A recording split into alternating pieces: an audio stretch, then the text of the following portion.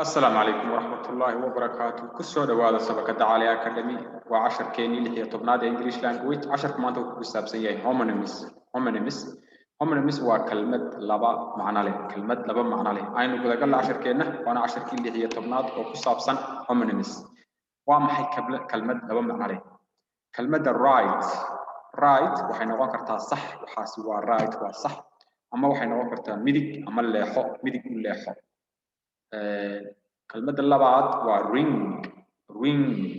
وع تلفونك أو كله أما ring تلفون وع أما وفرقلك كعنت لك الشغل لبعض من نبوي ذلك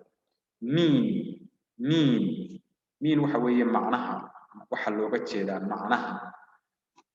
معناها لبعض نوع نقول كرا بخيل معناها كوبات وحنا كرا حد وجهه what do you mean معناها كلبات بخيل قفكاس هو مين bright ومدبك marka cadceedu dhacdo nuurudana ahayn casaankana ahayn bright ka macnaha labaad qof maskax badan ama xariif ah he is bright much waa isleeg ama isleekaysi wax isleeg ama isleekaysi much bay noqonaysaa halkaa macnaha labaadna waa laba team oo kubad wada ciyaaray laba team oo kubad ciyaaray maanta match baa halkaa ka jirta maanta kubad baa halkaa ka jirta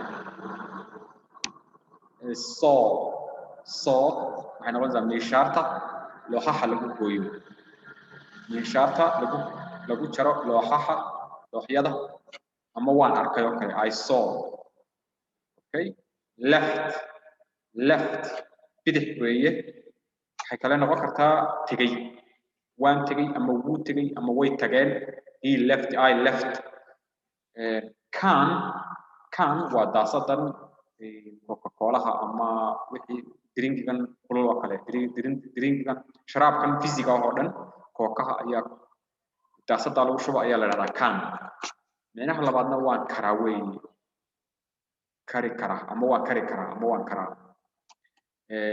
kind waa qof wacan ama qof deeqsiya oo gacan furan ayaa la yiraahdaa qofkaas waa kind waxay kale noqon kartaa noocyada kind of color bay noqon kartaa noocyo kelmadda ugu dambaysa waa trip waa safar bay noqon kartaa safar buu aaday ama trip buu aaday ama waxay noqon kartaa qofkii oo kufay ama dhulka u dhacay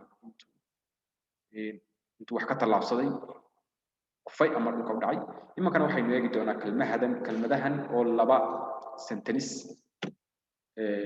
ku qoran oo laba micno kala leh micnahooda sidaynu u aragno kelmadahay waa kuwan iyagoo u qoran sentence ah oo laba micno kala leh hadaan you are right sax baa tahay hadaan idhaahdo turn right at the end of the road waxaan uga jeedaa midig u leexo si waa hal kelmad oo laba macno leh ring me later hadaan ku idhaahdo ring me later mar dhow soo wac iyo hadaan idhaahdo I bought a ring waxaan soo iibsaday ring fargal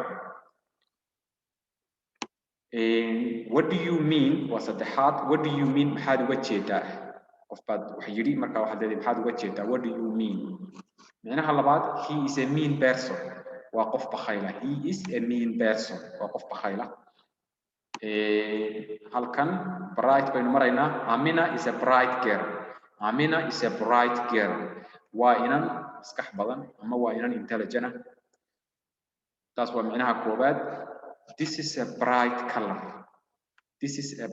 color midabkani waa midab aad u dhalaalaya ama aad u qurxoon oo markay cadceedu dhacdo kale midabkaas ayaa la yiraahdaa bright I need a saw to cut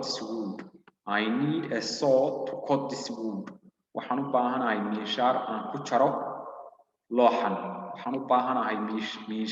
ku jaro looxan micnaha labaad I saw Ali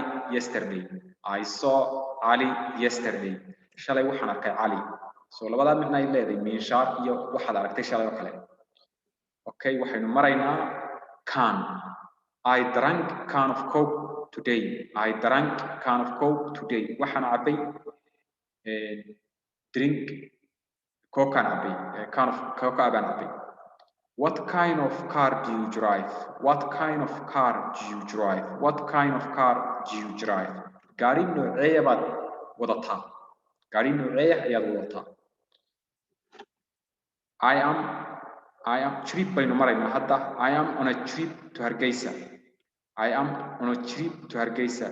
waxaan ku sii jiraa safar Hargeysa aan ku socdo. waxaan ku sii jiraa safar Hargeysa ah. I am on a trip to Hargeysa. safar baan ku jiraa Hargeysa ah. macnaha labaad wuxuu noqonayaa don't trip over the wire. Don't trip over the wire. ha ku dhicin xarigan meesha yaalla ama wire-kan meesha yaalla ha ku dhicin. marka taasina waxay noqonaysaa dhicitaan. ta ugu dambaysa waa left. He left yesterday to Berbera. He left yesterday to Berbera. shalay buu Berbera aaday. ninkaasi shalay buu baxay oo kale weeye. shalay buu Berbera aaday. micnaha labaad Ali is left-handed. Ali is left-handed. Ali waxa waa buran yahay. Ali waa buran yahay ama gacanta midig buu wax ku qabtaa. casharkii maanta intaas uu inaga eegyahay waa kelmada aad u muhiima oo laba micno yeelanaya marka waxay ku tusayaan labadii micno ay kala yeelanayaan markay sentence-ka lagu qoro. waxaan rajaynayaa inaad ka faa'iideen intaan casharka dambe isku arki doono. Thank you very much and welcome back.